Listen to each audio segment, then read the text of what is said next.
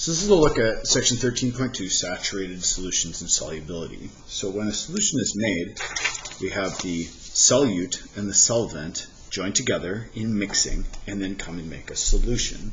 But at the same time as the solute and the solvent break apart and then come back together as a solution, sometimes the solute might encounter a solute piece in the solution and then go backwards and recrystallize to become the solute. This is kind of a dynamic battle that's going on between the dissolving and the recrystallizing. Crystallizing, of course, is the backwards word for dissolving. And eventually, when this process in the forward and reverse directions is equal, a dynamic equilibrium is established. And so even though some are recrystallizing right here to make a solute, at the same time they're breaking apart, getting surrounded by the solvent, and then dissolving to make the solution. So when a solution is said to be saturated, this equilibrium is at the same rate in the forward and reverse direction. Now there might be a beaker and it might have some undissolved solute at the bottom, some NaCl sitting at the bottom, but the liquid portion of that solution has solute and solvent mixing together to make solution, and the solution bumping solute pieces together to make solute at the same rate. And the saturated solution is what we call the solubility of that stuff inside of a solution. So solubility is the amount of solute needed to form a saturated solution, and when a solution is saturated, it's in equilibrium, dissolving and crystallizing all at the same time.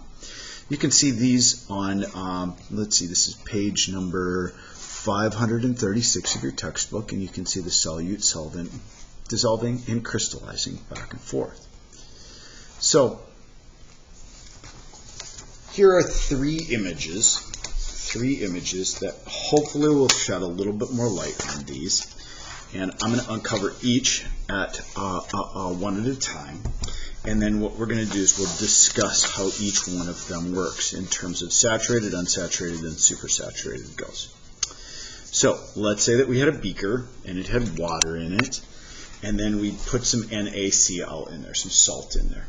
Well, if the amount of salt we put in there all completely dissolves, and you could add more salt and it would continue to dissolve, we say that this is an unsaturated solution because it doesn't have as much solute in it as the solvent could hold.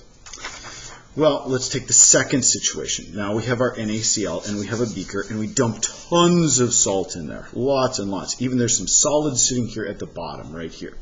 Well, now we've reached that state of dynamic equilibrium where the solute and the solvent are doing the dissolving, but yet some of the solute that's in solution recrystallizes and goes back down here and forms some of this solid. The solution part, the liquid portion right here, is said to be a saturated solution.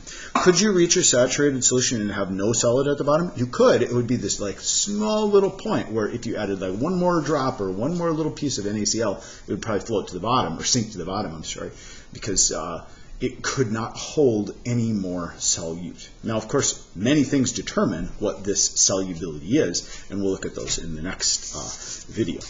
Now, it is possible to have more NaCl or solute dissolved than is really supposed to. This could happen because maybe you've got the water that you're dissolving it in heated up and you dissolve a bunch of NaCl in it and then you cool it down. And at that new cooler temperature, really not all this NaCl is supposed to be dissolved. And if you agitated it at all, like drop one little crystal of NaCl in there or shake the beaker or even tap it with something or put a stir rod in there, then it would start to crystallize right away.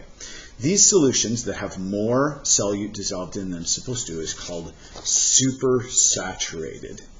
And these unstable solutions actually give some kind of neat little science demos. And I have three images for you to take a look at. And I'm going to put them right on top of here, and then we're going to kind of zoom in on them.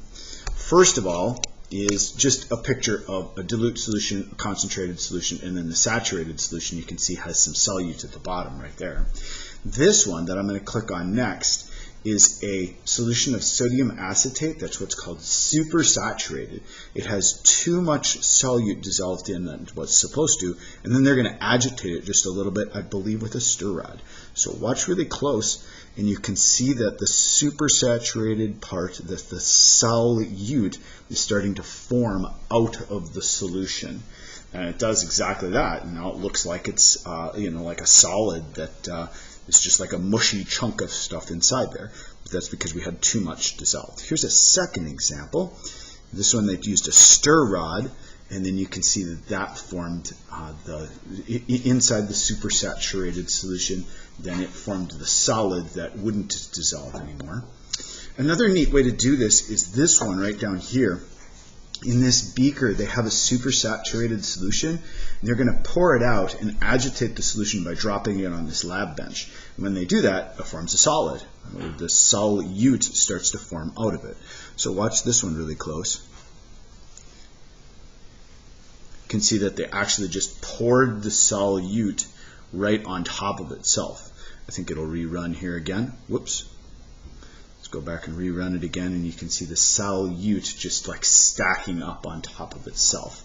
And that stacked up solute is just simply the undissolved solute inside of the solution that wasn't supposed to be dissolved, but it was.